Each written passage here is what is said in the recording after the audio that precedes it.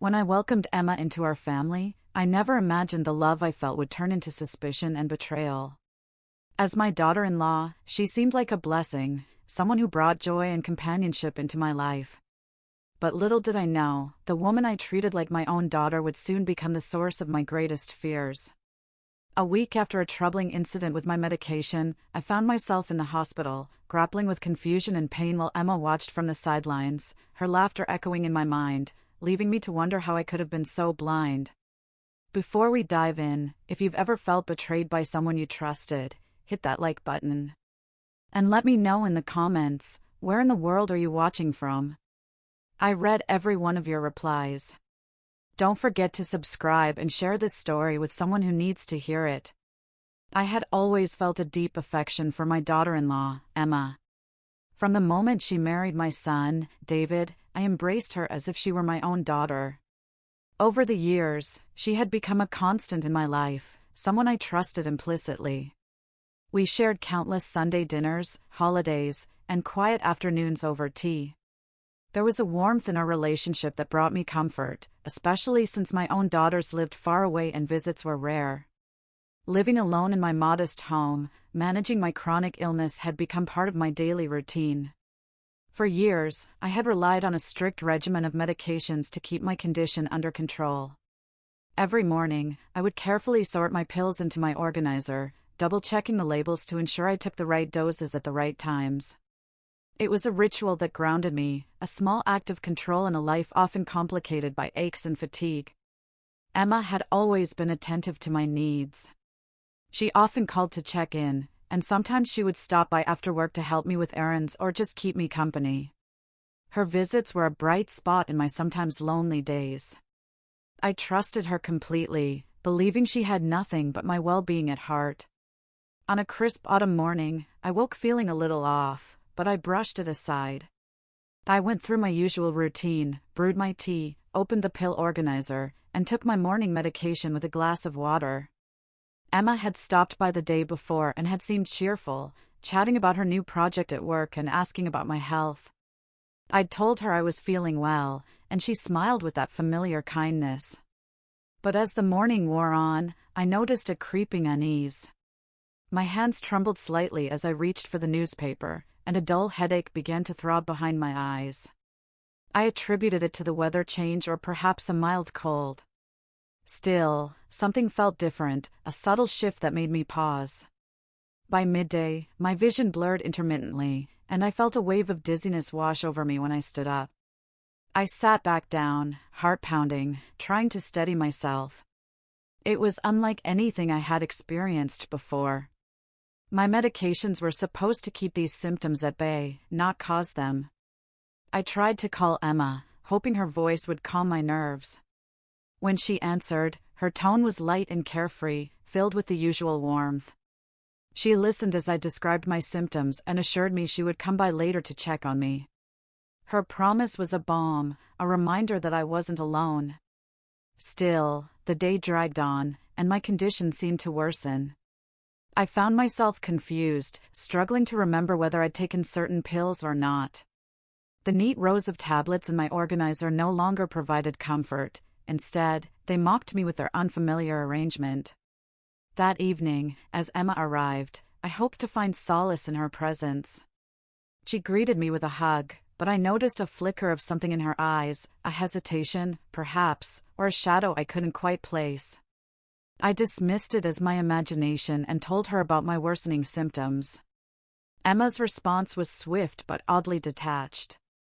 She suggested I rest and promised to bring over some herbal tea she'd read about online, something natural to soothe my nerves.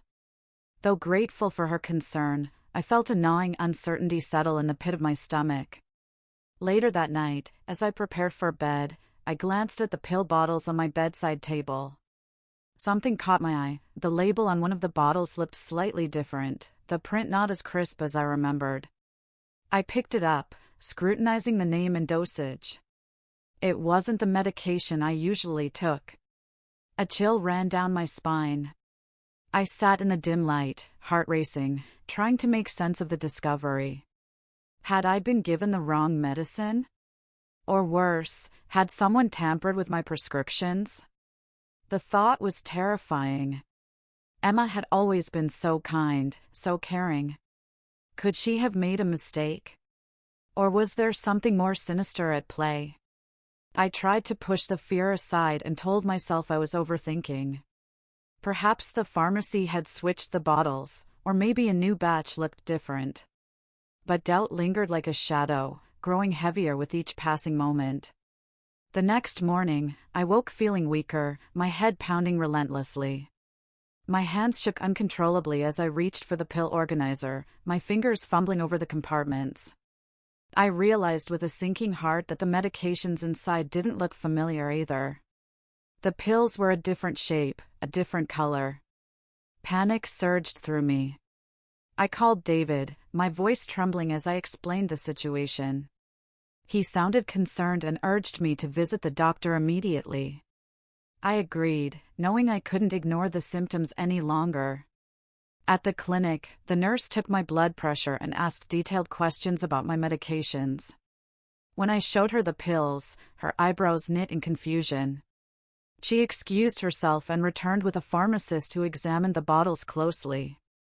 "It looks like these medications don't match your prescription," she said gently. "Have you recently changed pharmacies or doctors?" I shook my head, swallowing hard. No, but someone might have switched them without my knowledge. The room seemed to close in around me as the weight of the situation settled. How could this have happened? Who would do such a thing? Later that day, as I sat in the sterile hospital waiting room, I replayed every moment with Emma, searching for clues I had missed. Her visits, her words, the odd flicker in her eyes the night before, pieces of a puzzle I was only beginning to understand. Despite the growing fear, a part of me clung to the hope that this was all a terrible misunderstanding.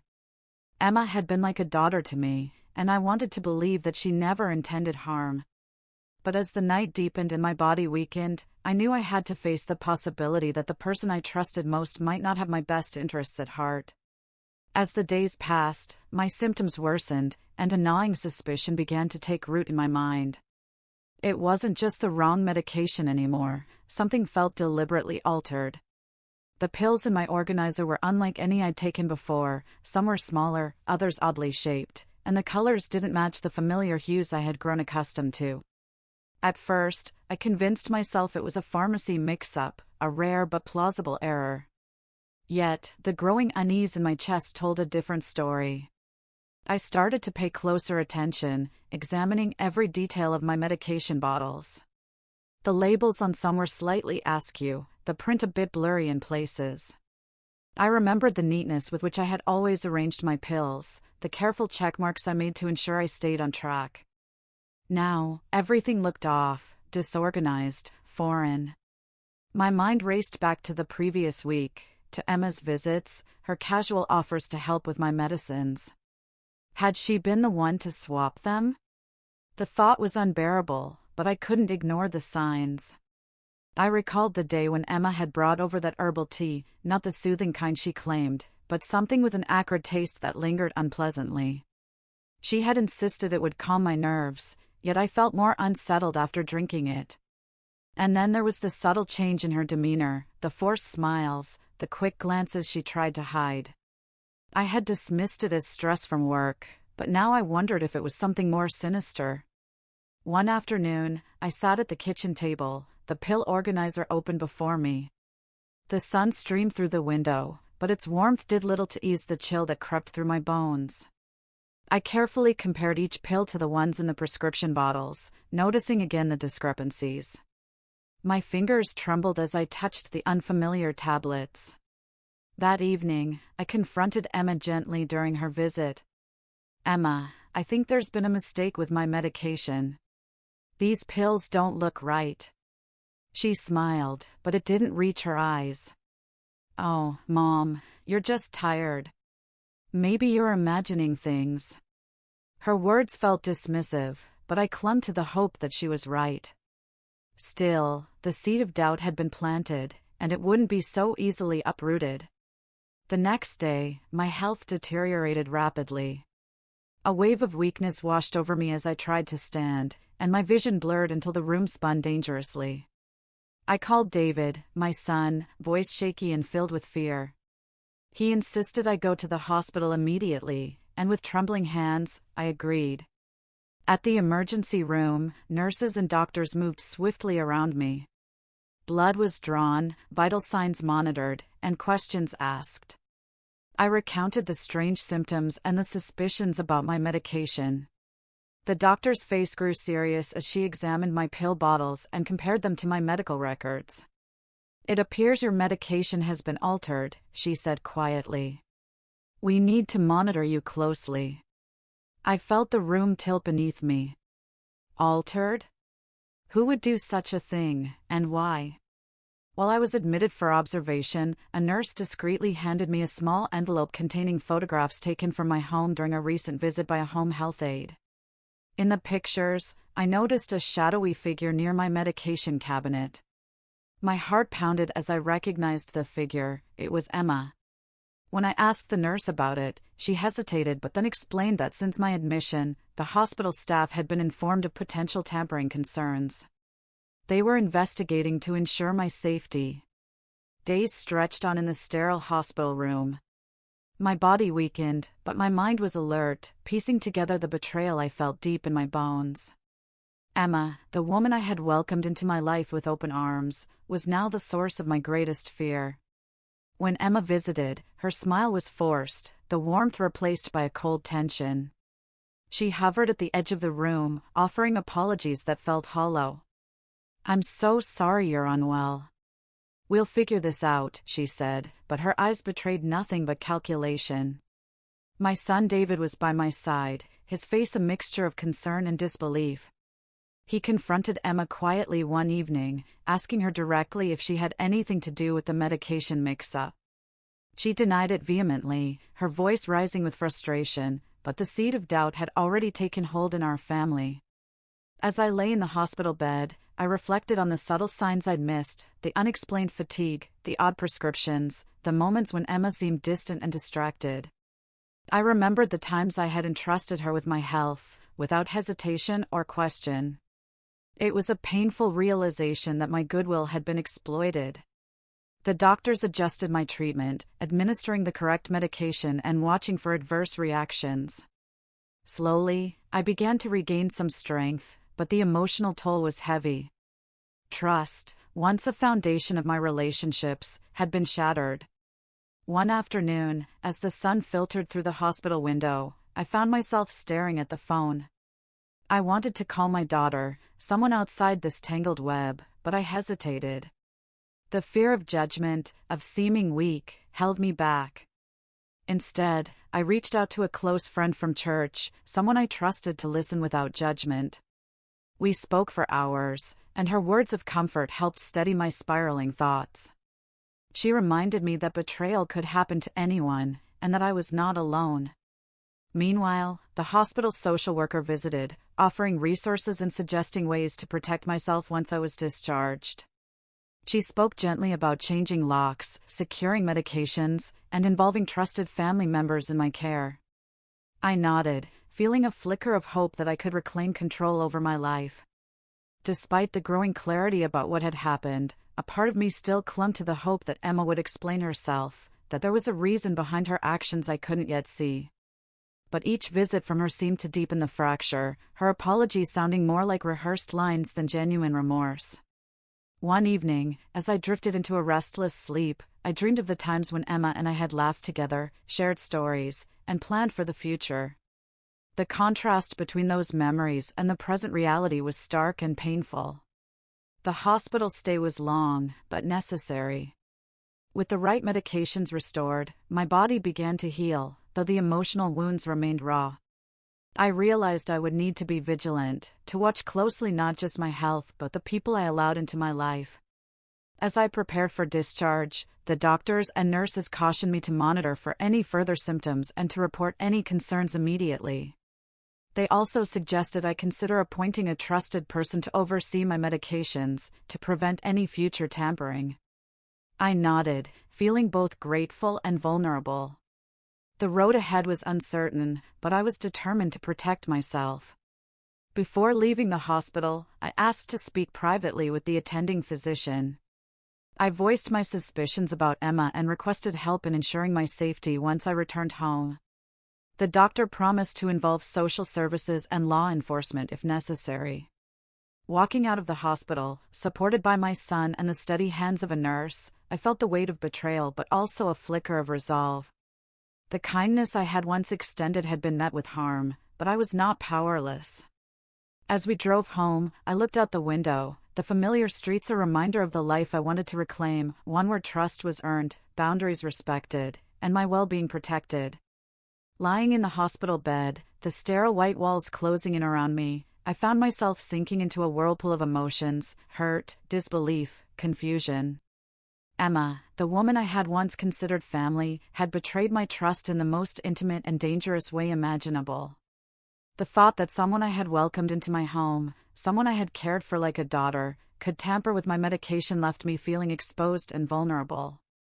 As nurses checked my vitals and doctors adjusted my treatment, I replayed every interaction with Emma in my mind. Her sudden coldness during visits, the forced smiles, the way she had brushed off my concerns, it all painted a picture I hadn't wanted to see.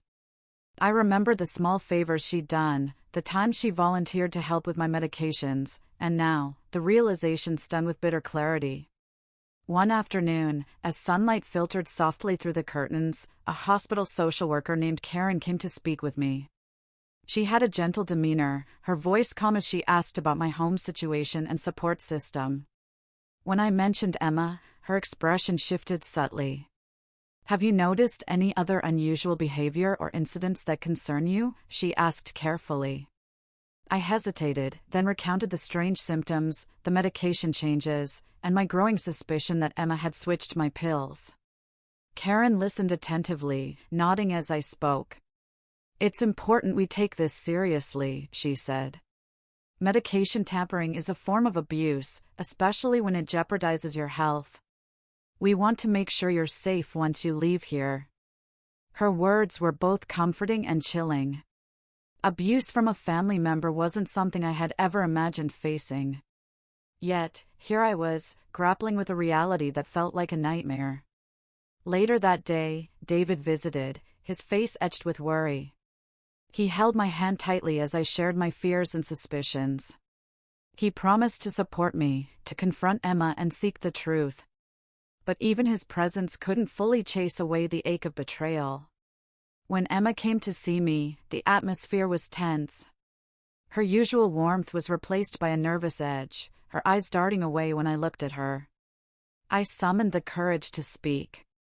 "Emma, I need to know, did you change my medication?" "Why?" She sighed, her voice barely above a whisper. "I didn't mean to hurt you. I thought it would help. You're so fragile, and I wanted you to slow down, to rest more. I was worried you were pushing yourself too hard." Her confession stunned me. The idea that she had taken it upon herself to interfere with my health, believing it was for my own good, only deepened the wound. It wasn't care, it was control. And it had endangered my life. I felt tears prick at the corners of my eyes, but I held them back. "Emma, I needed your support, not interference. You broke my trust." She nodded, tears glistening in her own eyes. "I'm sorry. I never wanted to hurt you." The conversation left me shaken but resolute. I realized that forgiveness would be a journey, one that required boundaries and protection. In the days that followed, I spoke with the medical team about appointing someone to oversee my medications and well-being. They helped me understand the steps I could take to safeguard myself, changing locks, securing medications, involving trusted friends and family. I also reached out to Martin, my late husband's attorney, a man I trusted implicitly. When I told him about the situation, his expression grew grave. "Your husband always wanted you cared for," he said quietly. "And he included provisions in his will to protect you from exactly this kind of harm. If any family member disrespects or endangers you, there could be serious consequences." The knowledge gave me a sense of strength I hadn't felt in weeks. Robert had looked out for me, even from beyond the grave. Meanwhile, Emma's behavior grew more unpredictable. During one visit, she became defensive when David questioned her actions, denying any wrongdoing despite the evidence. The family tension thickened, and I found myself caught in the middle, exhausted by the emotional turmoil. I confided in Michael, my grandson, who had always been a quiet observer. He expressed concern for my safety and offered to help in any way he could. His kindness reminded me that not all family ties were strained, and that support could come from unexpected places. As I continued my recovery, I reflected on how my trust had been misplaced. For years, I had opened my heart and home to Emma, believing in her love and care. Now, with that illusion shattered, I faced the painful task of rebuilding my sense of security. The hospital stay gave me time to heal physically, but the emotional scars remained. I knew that moving forward, I would have to be vigilant, to protect myself not only from harm but from those who might disguise it as concern. One afternoon, during a quiet moment, I wrote a letter to Emma. In it, I expressed my feelings, my hurt, my disappointment, but also a wish for healing and understanding. Whether she would read it with sincerity or dismiss it, I did not know. But putting my thoughts into words gave me a measure of peace. As discharge day approached, the hospital arranged for a nurse to visit my home regularly, ensuring my medications were administered correctly and that I remained safe. The social worker also connected me with a local support group for seniors who had experienced family betrayal. I agreed to attend, knowing I needed to surround myself with people who understood. The prospect of returning home was both comforting and daunting. My familiar surroundings held memories of happier times, but also the painful reminder of recent events. I knew I would have to navigate the complex emotions tied to Emma's betrayal while reclaiming my independence. On the final night in the hospital, I lay awake, staring at the ceiling, contemplating the journey ahead. The pain of betrayal was raw, but beneath it, a quiet determination stirred. I would not let this experience define me or diminish my spirit. In the days to come, I would face difficult conversations, set firm boundaries, and seek support where needed. The road to healing would be long, but I was ready to take the first steps. For now, I closed my eyes and let the steady rhythm of my breathing center me. Tomorrow was a new day, a chance to reclaim my life, protect my well-being, and rebuild trust on my own terms. After I was discharged from the hospital, the reality of returning home felt both like a relief and a challenge. The familiar creak of the front door, the soft hum of the refrigerator, and the quiet solitude were comforting, yet shadows of recent events loomed large. I knew I couldn't simply slip back into the life I had before. Something had shifted, and I had to reclaim control over my health and my home. Emma's presence became a source of tension I was no longer willing to endure. When she stopped by a few days after my return, I greeted her with a cautious smile, masking the turmoil inside. She looked at me with a mixture of guilt and defensiveness, but I had resolved to set clear boundaries. "Emma," I said quietly, "I need to talk about what happened, about the medication." Her eyes flickered, but she nodded. "I'm sorry. I know I caused you pain. I appreciate your apology, but I need to make sure this never happens again," I replied firmly. "From now on, I will manage my medications myself, and I want you to respect that." She hesitated, then whispered, "I understand." It was a small step, but it marked a turning point. I realized that protecting myself meant being assertive, even with those I once trusted implicitly. I reached out to David and shared my decision. He listened attentively, offering support without judgment. Together, we discussed involving Michael more actively in my care. Michael had always been a steady presence, and I felt comfortable entrusting him with some oversight. With their help, I set up a system to manage my medications securely. I purchased a locked cabinet and began documenting every dose, every refill. Michael checked in regularly, and his gentle reminders were a balm to my frazzled nerves. To rebuild my strength, both physical and emotional, I enrolled in a local painting class. The vibrant colors and creative expression became a sanctuary, a way to channel my feelings and rediscover joy. The friendships I formed there reminded me that life still held beauty beyond the pain. During this time, I also attended the support group recommended by the hospital social worker. Sitting among others who had faced similar betrayals was both humbling and healing. Their stories mirrored my own, and together, we found solace in shared understanding. Yet, not all family interactions were smooth. David and Emma's relationship had grown strained, and their visits became less frequent. At times, I felt torn between loyalty and self-preservation. But I knew that prioritizing my well-being was not selfish, it was necessary. One afternoon, while sorting through my paperwork, I discovered financial statements revealing that Emma and David had been requesting increasing amounts of money over the past months. It was a bitter pill to swallow, realizing that their concerns might have been entangled with entitlement. I confronted David gently, expressing my discomfort with the financial demands. He grew defensive initially, but eventually, the conversation turned honest. We agreed to set clear boundaries around money, decisions I would make independently. Martin, Robert's attorney, remained a quiet but steady ally.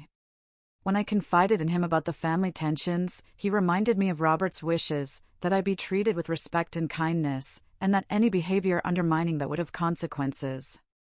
Knowing I had legal backing gave me an unexpected strength. Despite Emma's attempts to reach out, including a few awkward phone calls and messages, I maintained my distance. I responded politely but firmly, making it clear that trust needed rebuilding before any closer connection could resume. Michael, ever the peacemaker, suggested family counseling, hoping to mend the fractured bonds. I appreciated the idea but felt it was too soon. Healing, I realized, had to begin with me. The weeks turned to months, and with each day, I reclaimed more of my life. I hosted small gatherings with friends from my painting class, filling the house with laughter and warmth. I also supported Michael's bookstore dreams, investing in his venture as a way to nurture hope and growth. Emma's presence faded from my daily life, replaced by a cautious peace. I no longer feared for my safety or well-being, having taken steps to protect both. The betrayal still lingered, but it no longer defined me. One crisp morning, as autumn leaves drifted outside my window, I sat with Michael in the bookstore he had opened. The shelves were lined with books, stories of resilience, hope, and new beginnings. Watching him organize the shelves, I felt a surge of pride and contentment. Later that day, I received a call from Richard, David's brother. His tone was strained as he inquired about my financial decisions and suggested I might need a power of attorney. I listened calmly, then asserted my autonomy. I appreciate your concern, Richard, but I am fully capable of managing my affairs, I said firmly. I will make my own decisions. Martin, who had been quietly sitting nearby, spoke up. He reminded Richard about the codicil Robert had placed in his will, a clause that disinherited any descendant who publicly humiliated or disrespected me. The gravity of the warning silenced the room. That moment crystallized my resolve. I was no longer the vulnerable woman who had been betrayed. I was a protector of my dignity, a guardian of my own life. As evening fell, I reflected on the journey, the pain, the betrayal, and the hard-earned empowerment. My family was imperfect, scarred by mistakes and misunderstandings, but there was still room for love, respect, and rebuilding. I knew the road ahead would have challenges, but I was ready to face them with strength and grace. The past no longer held me captive. Instead, it had shaped me into someone wiser, more resilient, and fiercely determined to live life on my own terms. A year had passed since the storm of betrayal and broken trust had upended my life. Standing in Michael's bookstore, surrounded by the comforting scent of paper and ink, I felt a quiet sense of accomplishment and renewal. The shop was more than just a business, it was a symbol of new beginnings, a place where stories of resilience and hope were shared and celebrated. My relationship with Jennifer, my granddaughter, had blossomed in ways I hadn't dared hope for during those dark months. She had reached out with genuine concern, and together, we had begun to piece together the fractured family bonds. Though the wounds ran deep, there was a tentative thread of forgiveness and understanding weaving us closer. The journey to this point had been arduous. I had learned the necessity of protecting myself, setting boundaries that honored my worth and dignity.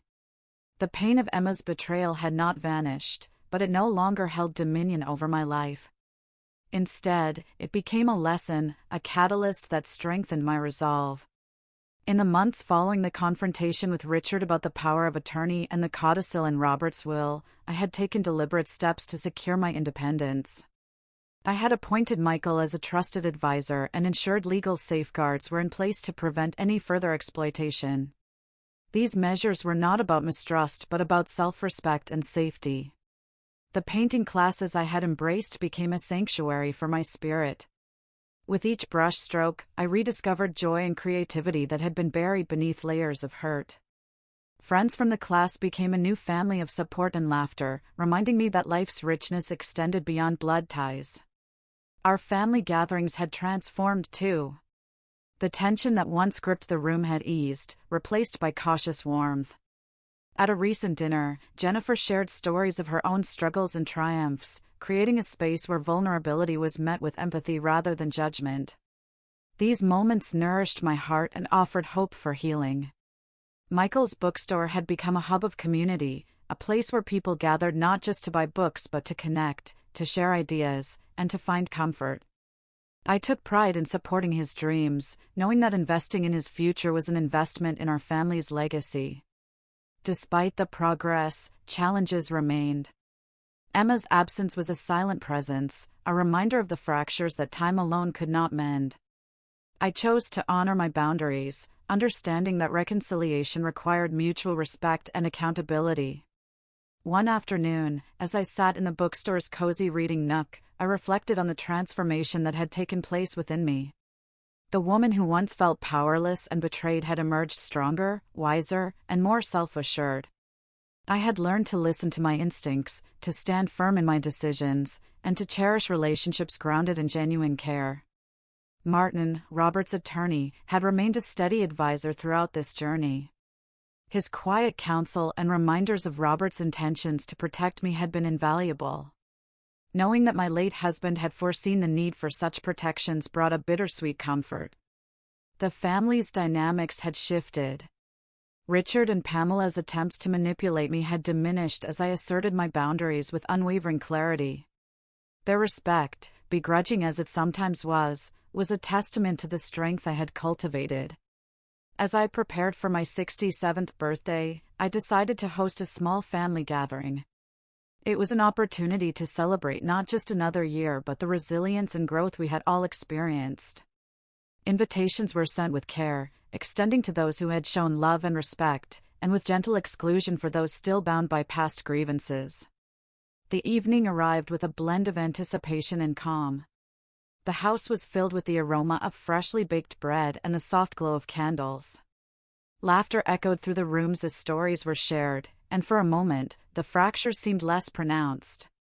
During dinner, Richard broached the subject of my financial decisions once more, suggesting that perhaps I needed assistance managing my affairs. I met his words with firm resolve. "I am grateful for your concern, Richard, but I am fully capable of making my own decisions," I said evenly. "I have taken steps to ensure my well-being and autonomy." Martin, sitting nearby, interjected gently but firmly, "It's important to remember the codicil in Robert's will. Disrespectful behavior towards your mother has serious consequences." The room fell silent. The weight of his words hung in the air, a clear boundary drawn in the sand. That night, as the guests departed and quiet returned to the house, I sat by the window reflecting on the journey. The pain of betrayal had shaped me but not defined me.